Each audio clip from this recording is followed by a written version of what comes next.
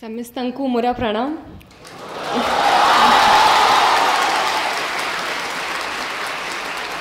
अपना माने कीमती अच्छांती समझते आज मु अपना मनंका गहनारे उपस्थित थिबारु बहुत खुशी माने करू अच्छी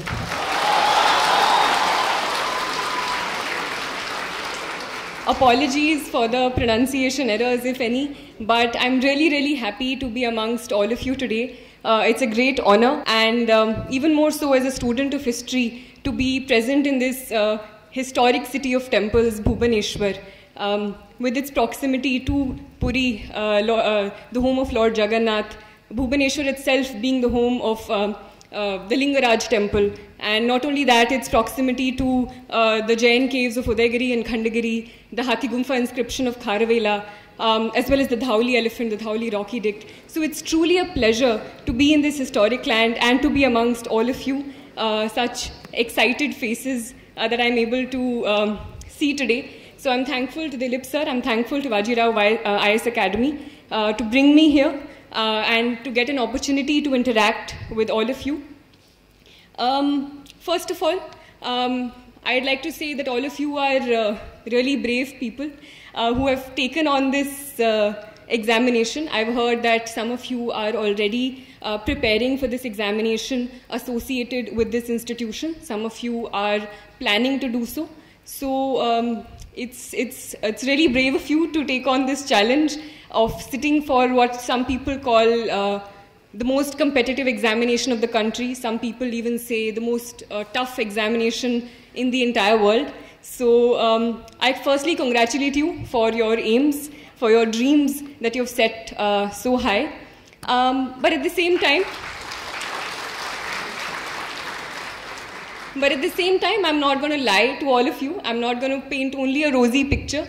I'll tell you that it's going to be a tough journey. It's not an easy path. There will be ups and downs. There'll be times when you feel like you don't want to study anymore. You feel even if you're studying, you're not getting what you desire. So those things will always be there, as they are in other aspects of life. But at the same time, you must also realize that it's not people who drop in from another planet who tend to achieve their dreams or achieve whatever they want to. It's people like you and me. And before 30th June, even I didn't know that I would be standing here today. So, and I think the beauty of this examination is when you see the diverse nature, the diversity in the results that we also often get. So there are people represented from all over the country, from almost all states of the country. There are people from rural backgrounds, there are people from urban backgrounds, there are people who have gone to the best colleges and universities. At the same time, there are people who have gone to their local government schools in extremely rural backgrounds, having farming backgrounds. So I think more important than anything else in this preparation is this strong will to succeed. And I hope that all of you, with the correct preparation, with the correct strategy, with the correct guidance, as well as, of course, your hard work, your self-discipline, I'm sure that all of you will achieve your dreams someday. For some of you, it may be the civil services examination. But even if you don't manage to crack this examination, or even if you have something else in mind, even if something else excites you or is your passion, I hope that all of you achieve your dreams. So before anything else, I'd like to say all the very best for all your future endeavors.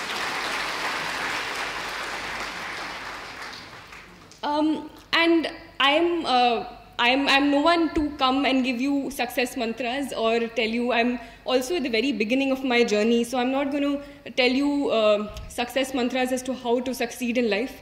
All I can do is tell you about my journey, and if that resonates with you, if you find things that you think may work out for you as well, because everyone has a different strategy, everyone has different priorities in life, everyone has different things that they want to achieve and different ways as to how to do it. So I can only tell you my journey, how I managed to deal with certain things, the problems that I faced, how I managed to overcome them.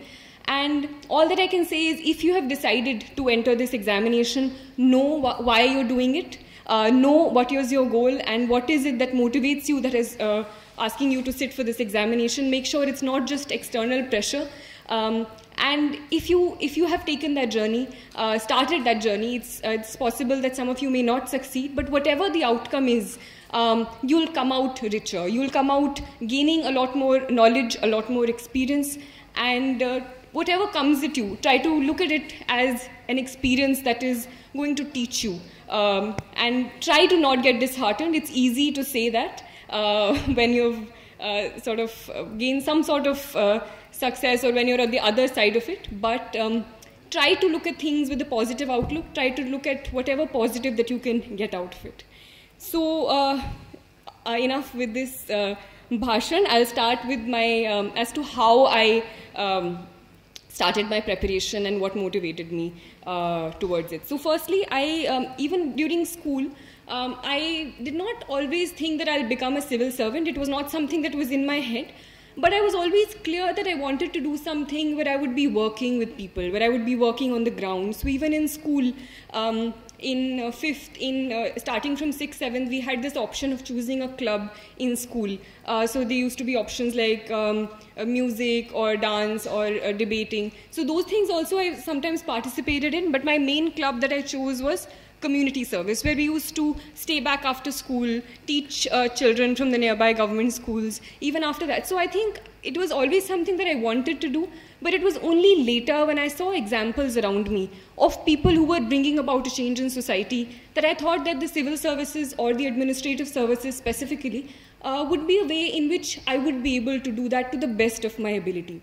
So, and there were, again, many examples in front of me who showed me that. So, while I had started reading, I saw examples of an IS officer, MS Lakshmi Priya, in Assam in Bongaigaon, who through little initiatives that she had started, Project Sampurna in Assam, tackling the problem of malnutrition. Or Aki Ravi Krishna in Telangana, who had begun this process of Gudi Cheruvu initiative, in which he managed to raise the water table by about 6 meters. So these were things with slight changes, and with the right will, they were able to bring about a huge change to the people around them. So people like these motivated me, and I thought to myself that this is probably one platform where I can best serve my country in a way. So this was my idea. Towards the end of my graduation, latter half of my graduation, I decided that this is what I'm going to do. After my graduation, I started preparing for this examination. There were, again, as I said, many downs in this preparation as well. So 2 things that immediately come to my mind when I was asked is, so I gave my first attempt in 2020, which was last year. This was 2021, the attempt that I managed to succeed in. In that attempt, I cleared my preliminary examination. While I clearly remember that day also, it was around 11, 12 at night, quite late, and I was just going through my detailed application form to correct any minor errors that before submitting it finally. And I just realized that my medium for the mains examination, GS papers, the general studies papers, was Hindi. And I remember I kept staring at it for a really long time because I couldn't believe that it was Hindi. That, again, is an entirely different story, but we tried to go to UPSC many times and try to make that change again. There was some technical error due to which it had happened. I still don't know how it had happened. But the thing was that it had happened. There was nothing that could change it. And there were only 2 opportunities and 2 options available in front of me. Either I could forego my attempt and leave it and wait for the next mains and prepare for the next mains and next prelims, or I could do whatever I could in those 2 months and try to give the examination in Hindi. And I chose the latter. I think at that time, even for a second, I think it did not occur to me that I could somehow leave it. And I think I'm no one to preach, but I'd just like to say that anything that life gives you, I think it's always a good idea to take it for the positive. And it's often said that life is 20% what is given to you and 80% of what you make of it or what you see it as. So I probably saw it as another opportunity to learn Hindi better or learn my language better. So in those 2 months, so things like, it's easy to learn because I liked Hindi. Reading Hindi is my mother tongue, but learning it in a completely different way in terms of technical terms was a whole new challenge. So GDP became Sakal Gharelu Utpad.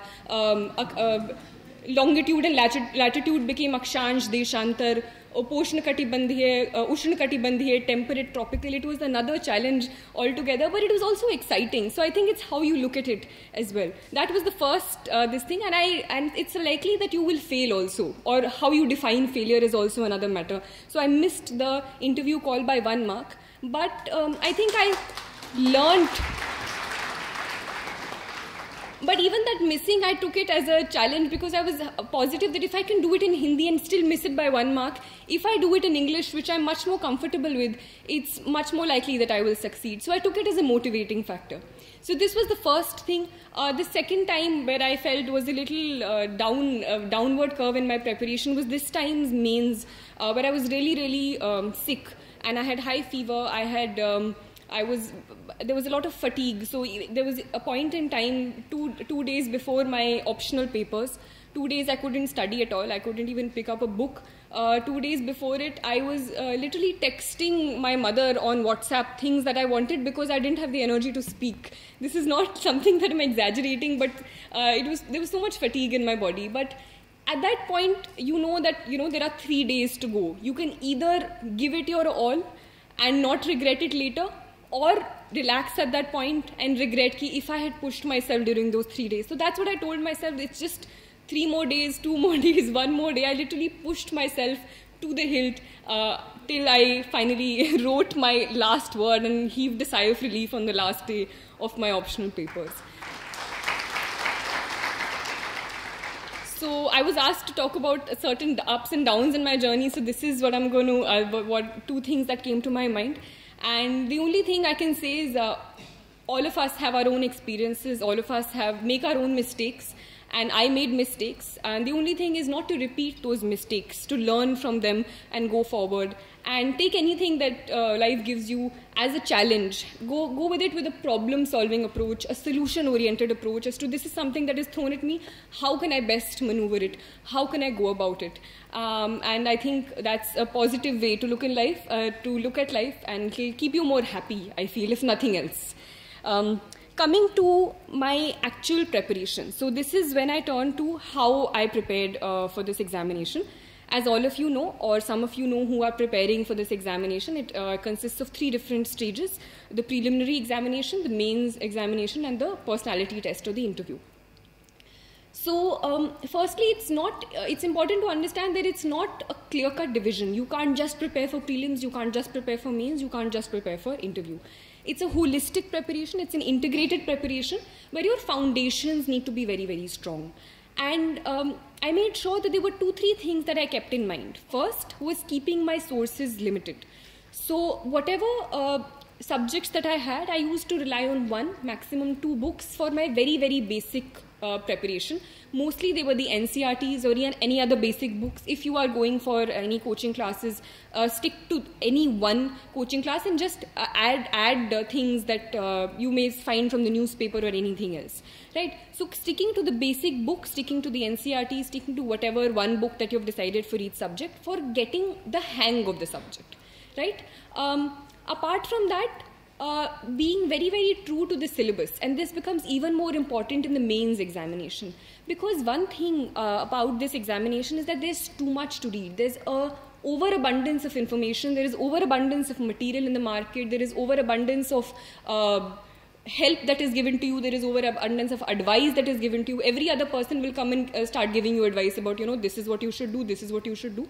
But you should know what you have to do, and your best guide for that, according to me, is the syllabus and previous year question papers. So these 2 personally were guides for me, especially in the mains examination, as to what to read and what not to read. So even when you're going through a book that is being given to you, try to orient it with the syllabus that is provided and see, this is something that can be answered, or looking at previous year question papers, that these are certain questions that are answered, and which will help me. So overall, as an integrated preparation, I'll talk about specific prelims, mains as well, but overall, keeping your source material limited, also for current affairs, also for the basic static material.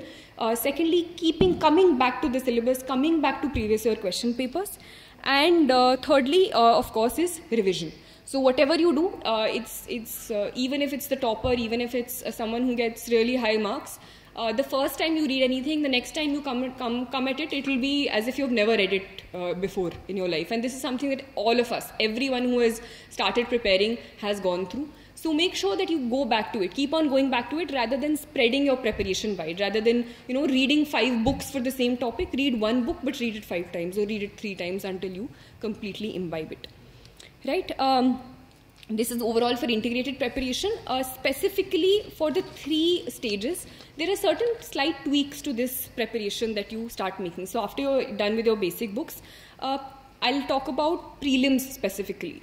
So while your basic preparation is the same, for prelims, I personally found it one of the most challenging phases of this examination as compared to the mains and interview. I found the prelims most challenging because I always felt that there was a matter of luck also involved in it. The questions sometimes were very random, but I think I still managed to clear it both times. And the reason maybe, looking back, at that time I was as nervous as any of all of you, but I again tried to stick to the basics. So firstly, the previous 3-4 months before the mains exam, before the prelims examination, I devoted mainly to prelims. At that time, mains preparation went into a backseat around 3 to 4 months. If you have not cracked this examination before, if it's the first time you're appearing, or if it's something that you regularly fail in, if you've failed 2 prelims, then you can probably increase that time. You can go from 3 to 4 months, or even some people even take 5 months for complete prelims preparation. But mainly I think basic books are very important. And if you look at the questions in the past 2 years or 3 years, it's not something that you'll get out of a book straight. But if you have an understanding of the concept, and that's where conceptual understanding becomes important. You should not read a book just for completing that book. I've read that book. The reading that book is not important, understanding it is important. So if there are certain concepts in, say, geography about folding and faulting of rocks, or science, some science concepts, or some economic concepts about macroeconomic theory, if you're not understanding it, go look at other sources. Go and ask a teacher, go and ask a friend, go and look up something on YouTube, some small video that you find about it. Understand what it means so that you can better apply it in the prelims examination, because a lot of application based questions are being asked. So unless and until you understand the concept, you won't get it. And here I used to focus also a lot on polity and economics, because polity and economics, if you look at analyzed previous year question papers, polity papers are something that you can still prepare for, because you have your basic book, whatever you're relying on, be it Lakshmikant, be it something else, and you basically stick to that book and go through the constitution. So I also went through the BEAR Act. And if you have a basic understanding of all the articles, all that, it's likely that you can answer a lot of polity questions. Similarly for economics, current affairs is there, but more than that, understanding of what is monetary policy, what is fiscal policy will be fruitful in sort of answering those questions. So in terms of time and effect, or time and sort of results that come out of it, I felt polity and economy I used to give a lot of importance in, because I could rely on those subjects. Other things I felt were more random. So this was my personal strategy. Everything should be given importance, but these things you should not leave at all, is something that I'm trying to say. Make sure that your basic things and basic concepts are very, very strong. Secondly, for current affairs, so current affairs, again, I'll talk about it later as well, but for prelims, I used to rely on the yearly compilations. Any sort of yearly compilations of current affairs you get. Some people use monthly compilations as well, so whatever works for you, but make sure that you have one source, because current affairs is a sea of information, and once you get lost in it, some people go through daily current affairs and weekly, so just make sure that you have one source. Add on it from your newspaper if you read the newspaper. I used to stick to a newspaper as well. But for the prelims, I mainly used to rely on the yearly compilations, go through it 2-3 times. And because sometimes people give in a lot of time, and because the nature of examination is changing, you don't get that reward out of it if you spend too much time going through 3 different magazines of current affairs. Thirdly, after your base concept is done, and even in between also, once you complete a subject, try to solve questions of it. And for that, you can enroll yourself in any test series or take any questions from the market that you get. So a test series was one thing that used to help me in firstly completing the syllabus and understanding, this is something that if I used to complete economics, I used to go and solve a test of economics. if I used to complete polity. So it gives you an analysis as to how much, how well you have read the basic books. Okay. Apart from that, practice of not just test series but also previous year papers, because previous year papers are important in helping you understand the language of the questions, the nature of the questions, and also the nature is also sometimes that you don't get it from a book. So you also get the knack of eliminating questions or getting to know, Acha, this is something that I can do if something like that comes, or trying to find corollaries in other papers. So previous year question papers are really important. I often give examples of where even questions are repeated. So say a question on right to privacy being part of which fundamental right was a question that was repeated verbatim. Similarly, there was a question on economics that was repeated within a matter of 2-3 years. So it's a reward that you get. Similarly, questions on history. So last year, I think, the year before this, there was a question on Mongols. And someone who had probably gone back and looked up what the Mongols were when they came to India would have maybe been able to answer the question that came this year. So both here there was a question on Mongols with slight differences, and the other options, if one had analyzed, one could probably answer the question that came this year. So going back to previous year question papers, not only the question but also Google searching other words, other options, looking back at the subject is something that really helped me, which probably helped me get through prelims at both in both years that I gave this examination. So basic books, current affairs, test series practice, at least 3-4 months pehle to I used to do a lot of test series in the last 3 months. Before that also you can beech mein do if you want. It also helps you understand how many questions you want to attempt in the final paper. So if you have good accuracy, some people go for 80 questions or even less, or I personally went for a lot of questions. I went for 90-95 questions, but it depends. So all of that you will analyze when you're doing these test series and you're understanding which questions to attempt, which not to attempt, because negative marking also pulls people down.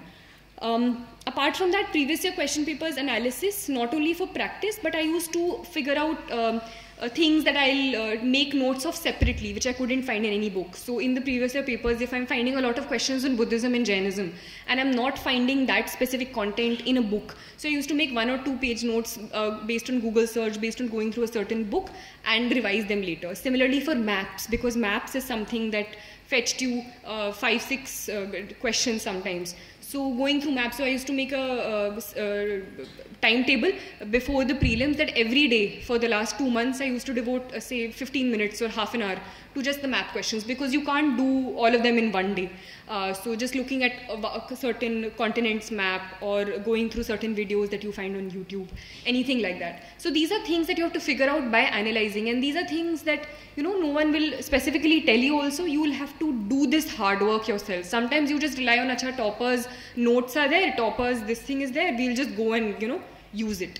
That process of going through it yourself is also important, even if you're taking toppers notes. So I used to take sometimes look at toppers answer copies or take toppers notes from certain sources, but making that your own as well, going through that, adding stuff on your own, regularly revising it until you make it your own is also important. Okay, similarly for CSAT, for indexes, schemes, I used to make certain things, certain parts of the day which required regular revision. So I used to do that, devote 10-15 minutes every day, rather than, sitting one day entirely where it doesn't all go into your head. So whatever works for you, try to make a timetable that works for you, try to make a schedule that works for you, rather than blindly aping the person next to you, or getting, rattled that, this person is doing this book, it looks better, maybe he knows more or she knows more. Have faith in yourself, have faith. Firstly, strategize, and once you strategize, have faith in whatever path you're following by making slight changes that you find necessary. So this was my prelims preparation. Next comes mains, and within mains I'll talk about 2 main things as separate topics as well. 2 things which were important for me. One is answer writing, the second is note making. So for answer writing, I think there are a lot of things that are important, and I managed to get decent marks in my GS papers and my optional as well. And I felt one reason for that was also, looking back again I can say, is answer writing. I used to practice answer writing, and not just practice it, but analyze how I've written those answers and build up on them later as well. So, firstly, I think what is important is understanding the question, and this is it's a very easy thing to do, but lots of people don't do it, and I feel that if you just understand the question and answer what is being asked, half your battle is won. Because this is one of the challenges that I personally also faced in the early part of my preparation. And even in that time, when you're writing the examination in the mains hall, there are two challenges. One is content, you have to write good content. The other is time. The clock is constantly ticking on your head. So maintaining that balance becomes very important. Either you're writing really good answers, but you're leaving 5 questions at the end, which doesn't help because the competition is so much. Or you're completing it in the time limit, you're scribbling your way till the end, but the content is not good. So for managing that, only practice is the way, and not just practice, but correct practice. So firstly is understanding the question. There are certain keywords also used in the question: evaluate, analyze, this, that. And it's important not just to jump at the only word you know and start writing about it. It's important to understand why this question is being asked and cater to that as well. So say this time there was this question on evaluate the nature of Bhakti literature and its contribution to Indian culture. So sometimes when you don't know enough about Bhakti literature, you will just start writing about Bhakti, you will start writing about Nanak, you will start writing about Chaitanya Mahaprabhu, this, that. And half your page is done, then you will write 1-2 points about Bhakti literature or something.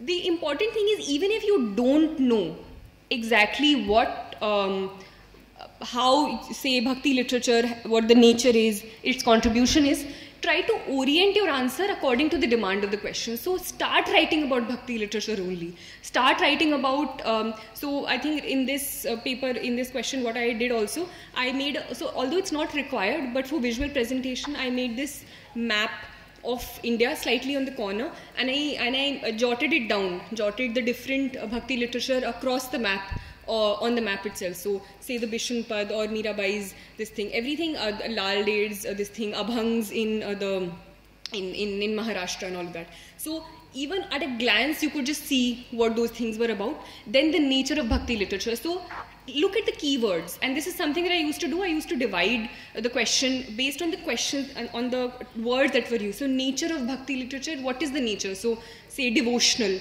and then give an example. Try to give what you're saying and provide an example to it, so the examiner doesn't have to think too much. The examiner knows that, you know, this is what she means and this is how she's displaying it. So nature of Bhakti devotional, then poetic, so you talk about certain poetry compositions, then something else. Then the second part of the question was its contribution to Indian culture. So the contribution you think about, and when you make these headings, even if you didn't know the answer yourself, you start making links in your head also, such as what can be the contribution of Bhakti literature. It can possibly be to, bringing about this temple tradition, how these Bhakti songs were sung in the temples, how that created this thing, the musical culture that probably developed out of it. So these are things that you won't read, but you can associate with things around you. And sath mein you're providing examples about, say, Shankaracharya, and these are things that will come because we have things that we've seen in our homes, we've seen somewhere else. So if you just stick to the wordings in the question, what is being asked in the question, rather than coming back to only what you've read in the books, you know, Bhakti I read in that book, Nanak was written, Kabir was written, so I'll just write that. That won't fetch you marks. Understand what the question is, try to relate it with your environment around you, and try to answer those questions in that way. So firstly, most important, understanding what the question is. There were questions in GS3 this time which none of us knew, like there were half the questions were random questions, but I still managed to get, I think later I got to know decent marks there, because I tried to reorient what I knew according to the demand of the question, rather than just writing anything I knew or just leaving those papers blank. So understanding the question, answering only what the question is asking is important. Secondly, content. So this again was another example I wrote down. Analyze distinguishing features of the notion of equality in the constitutions of USA and India. So this was, I think, a 15-marker question, and there are not too many differences. But what sometimes people did was, they didn't know differences in equality, so they wrote differences in the constitutions of USA and India. But that's not what the question is asking. So try to answer what are the differences in equality. Even if you're not getting, try to reorient the question, the differences you know between the constitution in terms of equality. Try to shape what you know in terms of the demand of the question. So these are 2 examples that I remember. Secondly is content. So first is you understood the question, but if you don't have the content, how will you do it? So that content wala thing, you have to do the background work, and that is when I'll come to note making and all of that. In the examination hall, during those 3 hours, you don't have the time to think. You can't just sit around and think, acha, this, that. All of that you need to do before the examination, and your content, to a large extent, apart from on-the-spot thinking, needs to be prepared. For that, for example, GS2, which is polity and all, I had prepared lists, or in the sense topics and committees that I could quote. Say in railways, I will talk about the Anil Kakodkar committee. In something else, I'll talk about the second ARC and the recommendations that they've given. So you're not just writing random things, but you're adding to it. Once your basic, and this can only be done once your concepts are clear. If you're starting your preparation and you start doing this, it won't fetch you anything because your basics are not clear yet. But once your basic content is done, to make it better. So my aim was in answer writing this year to make my answer better from the person before and after me. And how could I do it? By adding content to it. So say committees in GS2, then GS4 is ethics. So I used to look at the newspaper, keep picking up examples and quotes and keep writing them down, keep using them in my papers. So GS4, there were committees. Then GS3, so for economics, some data that I found in the newspaper, or say recently a national health survey has come. So if a question on population, I think this time was asked. So talk about the data in that national health survey, talk about say the sex ratio, how it has changed. So it adds a certain value and you feel that you know what you're talking about rather than just, saying things in the air. It adds some heft to your answers. So content is something that you can work on before you're writing the paper, specifically for different papers, different things you can do. Thirdly, even if you have content, even if you have understood the question, a challenge comes in putting it on paper. And I had a humanities background. I had the habit of writing really long answers. I wrote 8 pages answers in my graduation papers where, you had to write four questions in like 2 hours or 3 hours. So changing that to the demand of this paper was definitely tough, but I managed to do that. I had started with a very different writing style. I ended with a very different writing style. So that is something that all of you can do. So I used to write in paragraphs. I used to write really long introductions, but I tried to press a lot of information later on in points. So before I was writing the paper, I used to think that, this is a problem, this is an issue that happened with me last time. I used to do this. So this time, I'll try to do at least this. I'll try to at least make the introduction only 2 lines or 3 lines. Or I'll try to introduce, if I could write only 3 points in my last paper because I was writing in paragraphs, I'll try to write at least 5 points this time. So these are things before I was writing, I used to tell myself and try to, implement it. So maybe you won't write 5, maybe you'll write 4, but next time maybe you'll make that jump to a 5. Next time you'll maybe make that jump to a 6. So these are things that you told yourself. In terms of structuring the answer, what I used to do was, I used to use subheadings. So things, like I said initially, evaluate the nature of Bhakti literature, contributions. So I used to write a short introduction about the Bhakti tradition and some quote or something in Sanskrit I wrote, I think, in the first introduction for this thing about Bhakti literature. How about it coming from the root bhaj, or to incorporate or something, involve yourself in the divine. I wrote that introduction. Then I made a subheading about nature of Bhakti literature. And I started writing from here. So the nature of Bhakti literature I wrote here. Then the points I started writing, leaving a certain gap. So in terms of visual structuring, it becomes easy for the examiner to see and understand, even if your writing is not good. Some people have that problem. But if you have it clearly divided, so if right here you're writing the heading, then starting from here you start writing the points 1, 2 and 3. If you have an example, I used to write it further to this side and make a triangle. So I used to write example and make a triangle there. So when you're looking at a paper, the examiner could see, she has used 4 examples because there were 4 triangles that were drawn. So this structuring is something that you will get over a period of time. I also looked at other toppers' copies. I incorporated whatever I saw in it. So using subheadings, underlining, starting writing in points. So you need not write very long sentences. You can skip out the a and the sometimes. Not that the person shouldn't understand only what you're writing, but you can leave out certain things. You can just write the basic terms. So points is something that I used. Subheadings, underlining. In terms of visual structuring, I talked about spacing. So spacing was something that I used. Maps, which I talked about in the first paper. Similarly, for geography. And these are things that you can't do in the paper because you can't think that much. So practice the India maps, practice the world maps. That is something that I used to do. And say for geography, I had 2 pages. I just went through all the NCRTs, picked up all the diagrams that I could use and do them on 2 pages. Similarly for economics, I was just going through the monthly magazines or yearly magazines or any other source that I found and just drew the, you know, charts or flow charts that I could draw. So there was this chart on financial inclusion, and I knew that if a question on financial inclusion came by chance, I could draw it and it could add some sort of value to my answer. So these are things that you drew before, and then before the examination you just went through them, ki, acha, this is something that I can draw. Towards the end, this is what you do. You focus on the committees, you focus on the examples, you focus on these diagrams. So these are things that you can directly reproduce in the paper if the question comes. Don't just do it just for the heck of it. Sometimes people do that also. Randomly they're doing diagrams, randomly they're drawing charts. You need to do it only so that it makes your answer better. Don't unnecessarily bombard your things with these visual things, but if it's making your answer better, definitely do it, because it adds some sort of diversity from the paper before and after you. And all of this is done, but more than that, it's practice. You can just do this one day and not do it later, and it will be of no effect at all. So this is something that you need to do on a regular basis. Every day when you're looking at the newspaper, you need to pick up examples. Every day when you're looking, every day when you're writing, you need to come back to the notes that you've made. That is important. So practicing, and more than practicing, analysis also. So sometimes what people do is they practice answer writing every day. They write 3 answers every day, 4 answers every day. I used to, apart from the test series, so the later test series that I joined, I also did practice within a group of friends, 3-4 friends we had. We used to practice previous year question papers and look at each other's answer copies and see, acha, your introduction is better. So this is, if this question comes, this introduction can be used, or this example is better, so I'll incorporate that there. So even if you're writing 3 questions, come back and analyze, acha, this is something that I could have added. This is something that was in my notes. So maybe if I could put it here, coming back to my notes. So that will take some time. It won't be ki, just wrote, closed your copy, next day wrote, closed your copy. That won't help at all. Practice plus analysis, and using that analysis in the next time that you write your answers. So that is something that probably helped me in my answer writing process. So this was my answer writing specifically.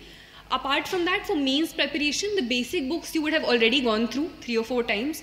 And yeah, this is something that I forgot to say, but for me personally, prelims I at least made sure that I had done 3 revisions in those 3 or 4 months before of the basic books that I had, or whatever thing that I was following, whether be it Spectrum for history or anything, or the NCRT for geography. I used to make at least 2-3 revisions. It depends on you, how much you've read that paper. If you're doing it for the first time, maybe more, maybe less, but just to make sure that it sticks in your head. So those revisions you've already done before.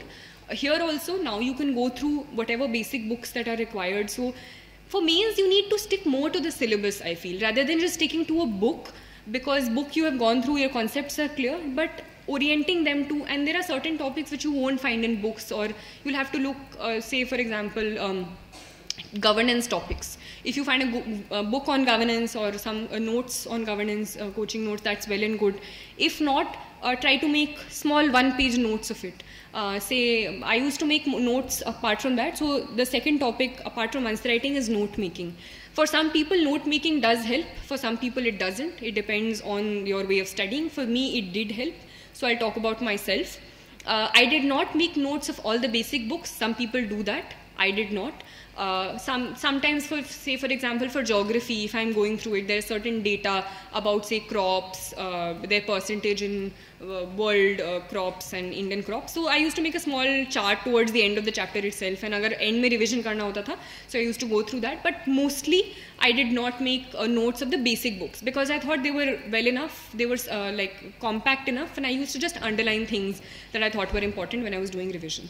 But for certain topics in the syllabus, which I felt I could not find information elsewhere, if I thought there were certain current affair topics in the news, in the newspaper, which are going on for a really long time, say the farmer bills, if it's going on for a really long time, I'll make 1 or 2 pages notes out of it, so I can use it, say, in agriculture, or if I find, say, an article on fertilizer policy in the newspaper. So I used to not make notes of newspaper per se. Some people make copious everyday notes of the newspaper. I did not find that helpful, because at the end you have like a huge this thing of newspaper, it takes a lot of time in the day. So I did not find that helpful. Some people do. But I used to just pick up things that I found in the newspaper which were important according to the syllabus. So fertilizer policy, I know, can come in the agriculture part of GS3. So that awareness of the syllabus, that familiarity with the syllabus you need to build over a period of time and make notes according to that. So that fertilizer thing that I made, then I used to leave some space on the side. So if I find anything else, I'll keep on adding that later. Similarly for, say, cybercrime or so cybercrime or something like that was in the syllabus clearly mentioned. So for that I had made 1 or 2 pages notes. Any example that I found of, say, some attack that happened here, some red dot network attack happened there, or Estonia mein there was this cyber attack. Those things I used to keep on adding and then use them in my answers. So these things like enhance your answers a bit. Some other people are just writing whatever notes that they found or whatever book that they used. But when you see examples of, say, US mein ye wala attack happened, shadow network ye ho gaya, ya Pegasus attack ye ho gaya, so it adds some newness, and the examiner thinks that she knows what's happening and she can make these links. So these additions I used to keep on making from the newspaper, apart from making my main notes that I used to do according to the syllabus, according to any topic that was in the news. Why is note making important according to me? And that is the way you should make those notes, because sometimes what people do is कि notes बनाने हैं, किसी ने बोला है कि notes बनाने, it's important. So I'll make notes, and those notes don't serve any purpose because it's more or less you're repeating and you're copying whatever was in the book. You just literally remove a few words and you write them in your own words, or you write them by removing a and the. So that doesn't help at all, because you should understand why you're making them. There's a purpose to the note making. So firstly, according to me, it's to pry out or take out the important stuff, or what is important. So you're removing what is not important and what is of most importance in using it. So the notes, the next time you make, like if it's 100 words, it should come down to at least 40 or 50. Otherwise, there's no point to making it, or even less if you can. The smaller they are, and if you can understand it. Understanding should also be there. It's not as if कि अगली बार आप पढ़ो आपको समझ ही नहीं आ रहा आपने क्या लिखा है because इतना छोटा कर दिया. But you should understand. It should be for yourself. So prying out the important information, collating important information. Because say if it's a topic in the syllabus, it's possible that you can find good information from 2 sources. So sometimes I used to make notes collating those 2 sources. Or if it's a topic in the syllabus, I used to do a Google search, find 4 or 5 sites and just take out important bits, important examples and make one information. So taking out important stuff, so reducing it. Secondly, collating information from a couple of sources, keep on adding to it. Some people used to make online notes, that you can also do. I used to find it more comfortable writing. So that was my personal preference. It's sometimes easier to make online notes because it can be easily edited. So that is also something you can do on Evernote or anything, or anything on your laptop also you can make. Thirdly, revising revising ke liye it's important, because immediately before this examination, and it especially helped me for my optional, because optional history was very, very vast. I could not possibly have gone through all the books before my examination, so I used to make notes. Those notes itself are also pretty big, because even after condensing, the syllabus was that vast, but it helps you for revision, because in the end you can only look at those notes, so it needs to be short. So for revision, for collation, and for highlighting important stuff and gradually reducing it. So sometimes people make notes 2 times. Firstly notes, and then notes of notes to even shorten it towards the end for extremely last minute revision, just keywords. So that is something that you can do. Which books and which areas you're making notes of, you need to decide. No one else will tell you according to your needs. Secondly, they need to be crisp, I've already told you. And thirdly, they need to be oriented to the syllabus. Don't write random stuff, they need to be oriented to the syllabus. So these were 2 things which are, I thought, mainly important for mains. Thirdly, a thing which helped me, apart from mains, answer writing and note making, was looking at toppers' copies. Because apart from the whatever test series you'll enroll yourself in, whatever feedback you will give, that is also important. You'll incorporate the next time you write tests. But thirdly, toppers' copies help you in understanding what possibly got those people those marks. Right? So it's possible that you may not like one person's copies or another person's copies, but out of a group of 5 or 6 that you can explore, there'll be 2 or 3 things that you can incorporate. And sometimes people don't understand what's going wrong. People are giving attempts after attempts, they're not getting good marks. And that's because mainly keep on sticking to the things that got them those marks. So it's important to get out of that cocoon, look at what other people are doing, and possibly learn from anything that is being given to you. So in that way, toppers copies of certain subjects, of certain examples that I used to find in ethics copies, I used to, a quote I found, so I used to use that. An example I found somewhere else, I used to use that. Structuring of answers, those things also, I think you can, they're all easily available. You can go through them and add to your answers in any way. Next, preparation for current affairs. So this is again a question that is regularly asked. How do you prepare for current affairs? There's too much to do. I personally relied mainly on the newspaper. So the newspaper was my companion throughout the entire preparation, and I personally felt it helped me a lot. Some people do not so rigorously rely on the paper, they use other avenues. But I personally relied on the newspaper. It helped me a lot for my mains preparation. It helped me, I think, in a subconscious way for my prelims preparation also, because there are concepts, things that you're constantly reading which go in the back of your head. I did not make notes for it for prelims, but I made notes for it, as I had already told you, for my mains. Examination topic-based, syllabus-based notes. So I just like to say that get into the habit of reading the paper. It will help you in some way or the other. And as we'll talk about later about the interview preparation as well, that at that point you can't neglect the newspaper at all. Sometimes you have to rely on more than one newspaper to get opinions, but it's better to get into the habit of reading the newspaper, because sometimes in the monthly compilations or yearly compilations you get the facts, but you are not able to get into the bottom of it. You don't get opinions as such, or an analysis, which sometimes I think you get from newspaper editorials or any other article that you find on specific issues. So try to get into the habit. If you're not able to understand it, take help of someone initially, and it's very natural. Initially people take 2 hours, 3 hours to go through the Hindu, go through the Indian Express. So it's absolutely fine. Take that time, but over a time cultivate a habit of reading only the important parts. You can leave out the political bits for the preparation. You can leave out certain other things. And if you orient yourself to the syllabus, you'll understand what to read and what not to read. So the newspaper I used to follow, I used to keep adding to it, adding examples, adding notes to my mains notes that I was making. Secondly, my other source for current affairs was the yearly compilations, which I used mainly for the prelims. For the mains, what I used to do was, apart from my mains notes, I used to just go through indexes of the magazines sometimes and just add. So any sort of magazine that you're using, there are too many available. So any magazine that you're using, I used to just look at the index. Anything which was missing in my notes, I used to use that. So use it according to how you want to. So yearly compilations for prelims, and thirdly, my notes. So my notes I used to make, and we had made a certain group also, a self-study group, 3-4 people. We used to divide certain topics, make notes of them, and use them towards the end. So that was my strategy for current affairs. My only advice is keep it limited. Don't, because there's a lot to go in read in current affairs, stick to any one source and believe that it will work out. Because self-belief is also very important in this examination. Self-doubt is one of the biggest things that you face at every level. You're all thinking, Asha, this book is not good enough, my preparation strategy is not good enough, this particular coaching or anything. You're always questioning yourself, but just have that self-belief that whatever you've chosen is going to get you there if you have, the correct reasons, the correct strategy, and your materials, basic materials are right.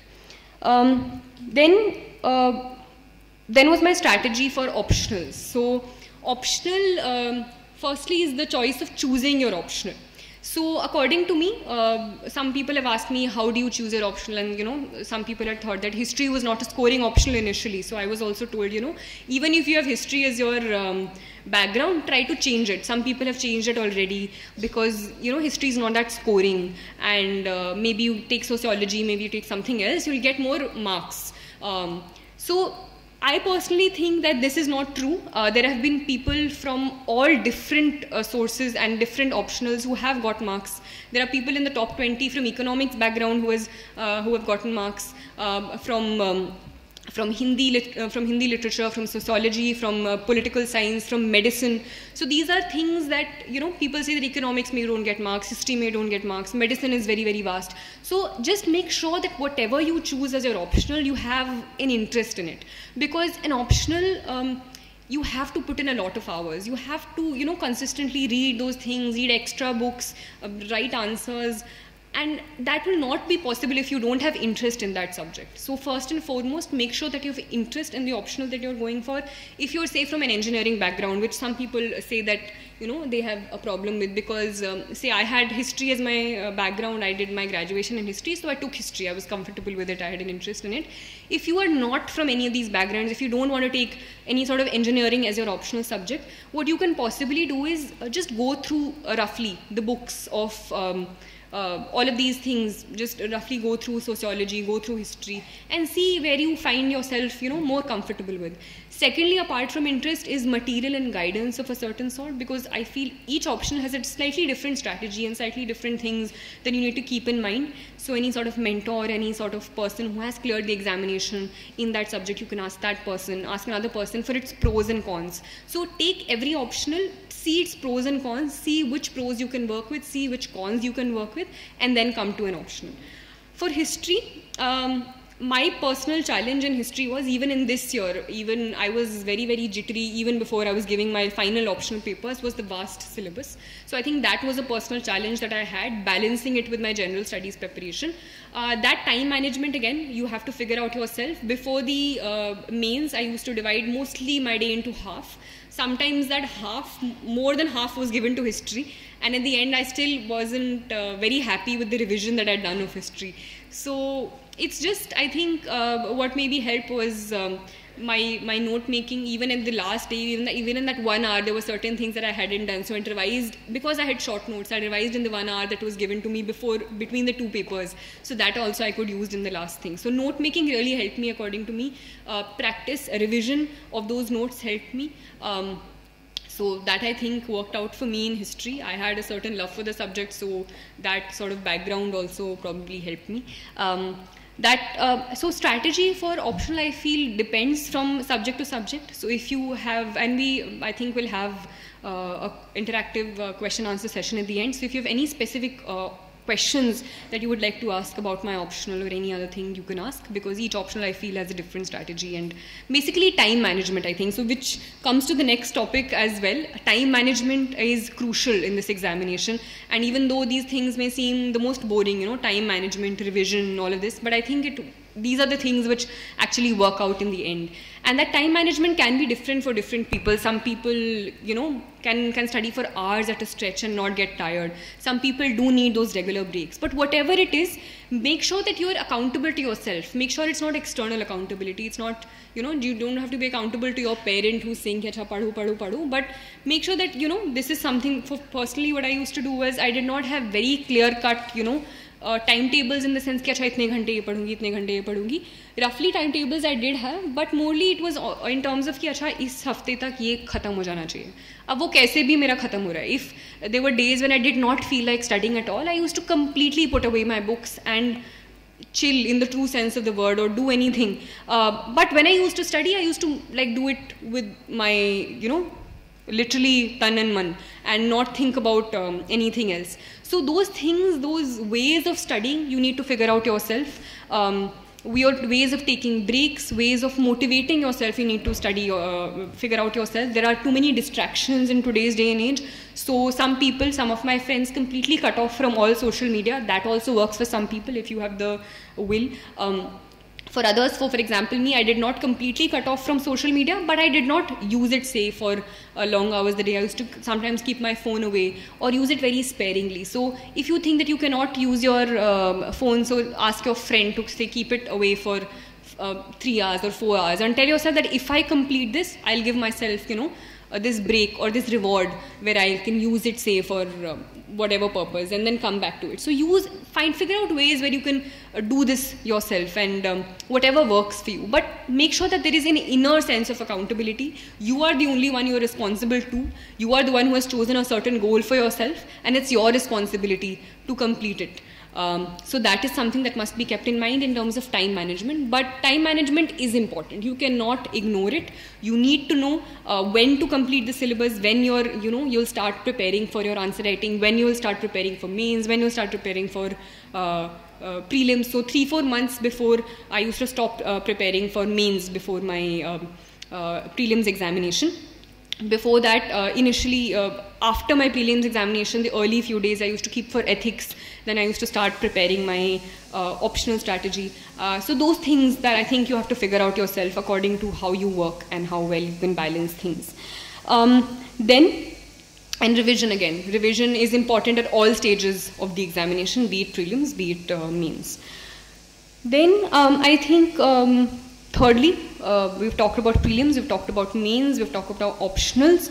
Now we come to the interview part of the preparation. And I think it's still a faraway thing because I believe that some of you and most of you have started beginning your preparation or are thinking of beginning it. But as I said, it's an integrated preparation. The only thing I think in terms of current affairs that becomes different for the interview is that you have to have opinions also of things. You can't just know the facts. You need to know causes, you need to know consequences, you need to sometimes defend what is happening. You can't just get away by reading monthly magazines. You need to read the newspaper. You can look at, so in terms of opinion formation, some things that I would suggest, some people have a problem talking or feel that, you know stuff, but you can't say it out loud in a group of people. Some people are shy. So those things you can start working on from now onwards also. You can start, taking part in group discussions, sitting with a group of friends, talking about any topic which is happening in the news and seeing other people talk. So looking at, say, Rajya Sabha TV, there are certain discussions which happen, any sort of other discussions. I used to sometimes listen to Google podcasts. There are things, so there are lots of podcasts by certain newspapers. So Indian Express has this thing of 3 things by Indian Express. So any topic which is going on in the news, they talk about it in detail. So listening to these things, having those discussions with a group, so you get out of this inhibition of not wanting to speak. And don't be afraid of saying out the wrong things, because among friends, this is the only place you can, or among, say, teachers, this is the only place you can where you can correct yourself. So even if it's far away, these are things that you can start doing. It will even help you develop your personality in the long run. So start having these group discussions. If you think that you feel shy speaking, try to talk in front of a mirror. Some people are advised to do that if they are not comfortable doing that. So firstly, in terms of content, read newspapers, develop opinions on things, have discussions, look at videos, hear podcasts, try practicing these things, try practicing answering questions. Apart from that, the detailed application form that you get, that you fill towards the end. There are certain sections for hobbies, there are certain sections for things that you've done in school. So every single word you need to start, you need to prepare for. I think for that you can, think about a little later, but I'm just informing you. Let's say you're from Odisha, so you'll have to prepare about the state, about the sex ratio, the cultural importance of the state. All of those things you will have to prepare for. You might be asked questions about that. So the detailed application form. In terms of hobbies, some people are asked, how do you develop hobbies, or can you make up hobbies? So I would suggest that don't make up hobbies only for the application form. Try to cultivate those hobbies from the beginning of the preparation, or just like I think generally also. I think there's not only studying which is there to life. There are things that you should develop a personality of a certain sort. Engage in whatever, be it a sport, be it any activity, be it any craft, singing, dancing, anything. So that I think it also gives you a break, because as much as I'm standing here and talking now, it's a very strenuous process. It's physically draining, it's mentally draining, and you need these an off time also in between. So cultivate a hobby from early on also. Even if you want, it'll help you in the interview. Think of it as that also. But generally also, I think it'll help you if you develop something apart from only studying. So those are things that you can keep in mind for the interview. As for the last time when you enter the interview hall, I think calmness of a certain sort is important. Self-confidence is important, and those things you'll cultivate when you gain the content, when you gain the knowledge, and when you start practicing and doing these things from early on. So apart from your knowledge, it's also a test of your character, it's a test of how calm you can be in stressful situations. So that, I think, is my advice for the interview.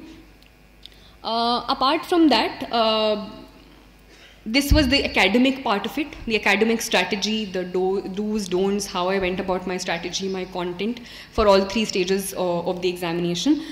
Apart from that, I think you need to understand and ask yourself why you're giving this examination. And setting a goal is important. So I believe that some of you are preparing. There are maybe some of you who are who have certain other goals in mind. So just make sure that you set your goal for yourself, whatever you want, and ask yourself why you're doing that. Because that is something which will sustain you throughout the preparation. And motivation is something that you have a dearth of at times. The results have come or something happens, everyone is pumped up, you think, I'm going to get a top 10 rank, I'm going to get a top 20 rank. 1 month goes away and that motivation goes down. So that motivation should be internal. You should know why you're doing it, because when there are those down times, when you're down in the dumps, when you're questioning yourself, you need to come back to why you started in the first place. So that, I think, is the first and foremost, most important thing, that inner motivation, why you're doing it. You need to be very, very clear.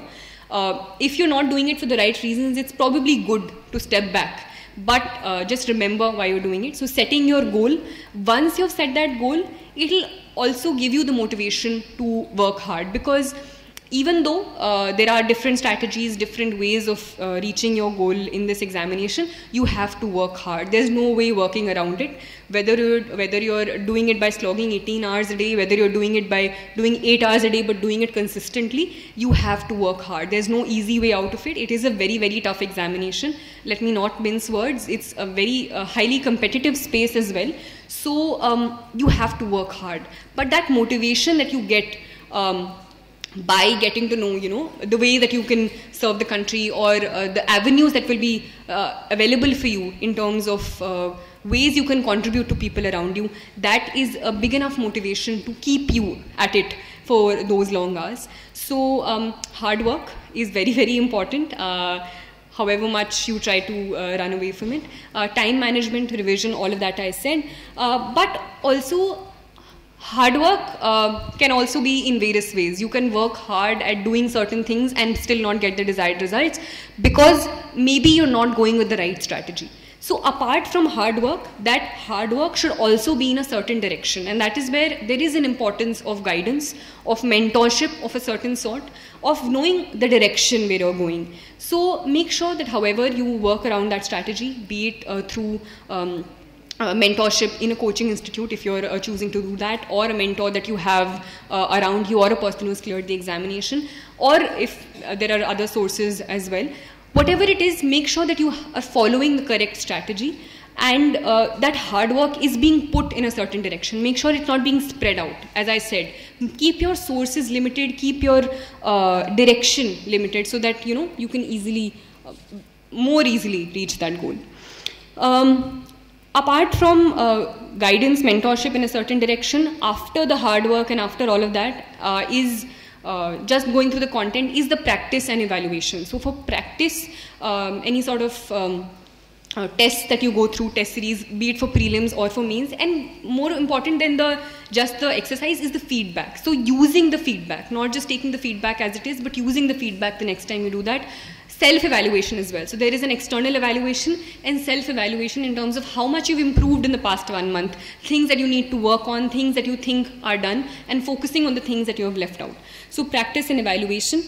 And things that are not talked about, apart from the academic part, is the emotional balance and emotional stability that you need to maintain. Because it's, however many times I repeat it, this motivation, these ups and downs, there'll be constant ups and downs during this preparation, and to deal with those downs, you need a certain emotional balance, you need a certain stability at that time, and these things are often not talked about, but the stress is also really, really too much. There is parental pressure, not even just parental pressure, there are people randomly from, distant relatives who've got to know you're preparing for this examination, and they ask, acha, uska kya hua, or uska. So there's random sort of stress as well. But you need to be accountable only to yourself. right? And so coming back to yourself, so what I used to do when I used to be stressed at times, or I thought, so there are different things for different people. So whenever I used to feel stressed, I used to take really long walks in the park or any sort of nature thing that I wanted to do. I used to eat some of my foods, the nice foods that I liked, some of my favorite foods, I used to order them. Or I used to read a book, watch some of the movies that I liked. So getting in that immediate sense, you can figure out your ways to de-stress. In the long term, I think you need a positive environment around you. So a positive group of friends sometimes helps to push you, even if you're coming down. So I was lucky in that sense. Thirdly, obviously, your parents are a great source of support. So for me, I was lucky enough in that regard as well, where that positive push was always being put. I was never made to feel that pressure of not performing or not doing well enough. But even people who do not have that sort of support, people who are living completely alone, who do not have the positive environment of friends or parents around them, try to look inwards. It's easier said than done, but try to look inwards, try to understand what you're doing, figure out ways of de-stressing, whatever it is.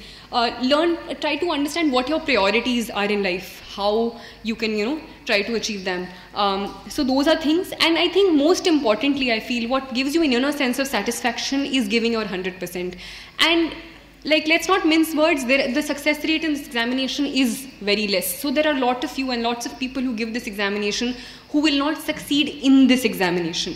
But that does not mean that you do not succeed in life, because there are various other avenues in which you can give back to society. I have friends who have exhausted all of their attempts, but are doing very, very well in other aspects of their life. So as long as your goal is set in terms of what you want to do, there are various ways in which you can serve people around you. Make sure that if you've chosen to give this examination and it's something that you want to do, make sure that you give your 100%. So at the end, there'll be no regrets. Even if I did not clear this examination this time, I would definitely have been sad, I would definitely have been heartbroken, but at the same time, I would have been content with myself that I did all that I could.